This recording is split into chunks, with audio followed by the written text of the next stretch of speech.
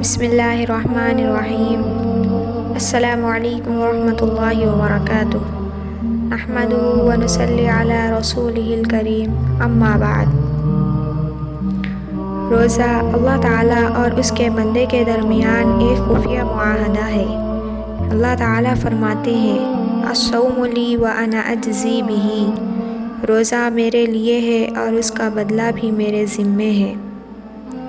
چنانچہ باقی ہر قسم کی عبادت کا ثواب فرشتے لکھتے ہیں، مگر روزے کے بارے میں فرشتے یہ لکھتے ہیں کہ اس نے روزہ رکھا، اس کا اجر اور بدلہ قیامت کے دن اللہ تعالیٰ دیں گے۔ اس میں ایک نکتہ ہے، اس کو خوب سمجھ لیں کہ ہر دینے والا اپنے مقام کے مطابق دیتا ہے۔ فرض کریں کہ اگر کوئی سائی لا کر مجھ سے مانگے تو میں اپنی حیثیت کے مطابق اسے 1 روپیہ دوں گی، اور اگر وہی آدمی ملک کے کسی امیر آدمی سے مانگے تو وہ 1 روپیہ دیتے ہوئے شرمائے گا۔ ہو سکتا ہے کہ وہ اسے 1000 روپیے دے دے، اور اگر وہی آدمی سعودی عرب کے بادشاہ سے جا کر مانگے تو وہ 1000 بھی دیتے ہوئے شرمائے گا، وہ اسے 1,00,000 روپیے دے دے گا۔ بلکہ ہم نے سنا ہے کہ وہاں کروڑوں چلتے ہیں، اس سے کم کی بات ہی نہیں ہوتی۔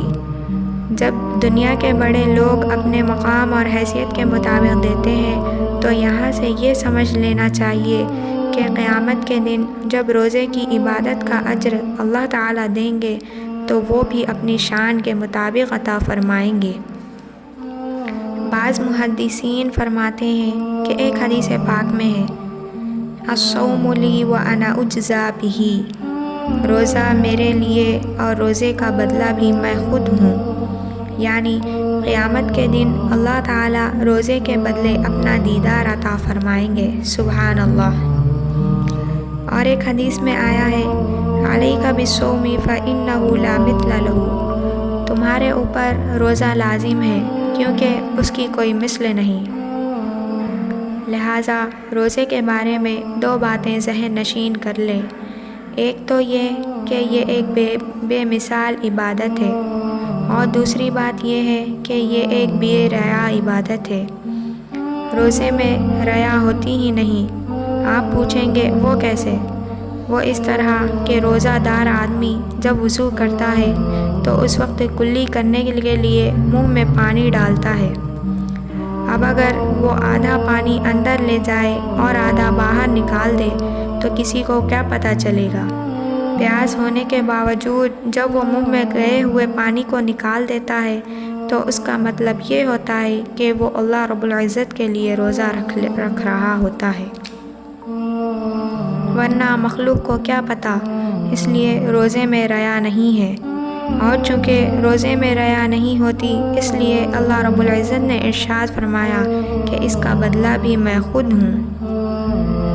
اور ایک حدیث پاک میں فرمایا گیا الصوم جنۃ، یعنی روزہ ڈھال ہے۔ روزہ 3 چیزوں سے ڈھال ہے۔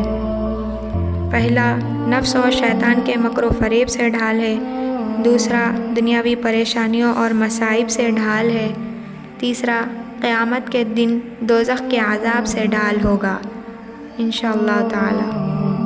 اور ایک حدیث میں آیا ہے الصیام والقرآن یشفعان للعبد یوم القیامہ، روزہ اور قرآن قیامت کے دن بندے کی شفاعت کریں گے۔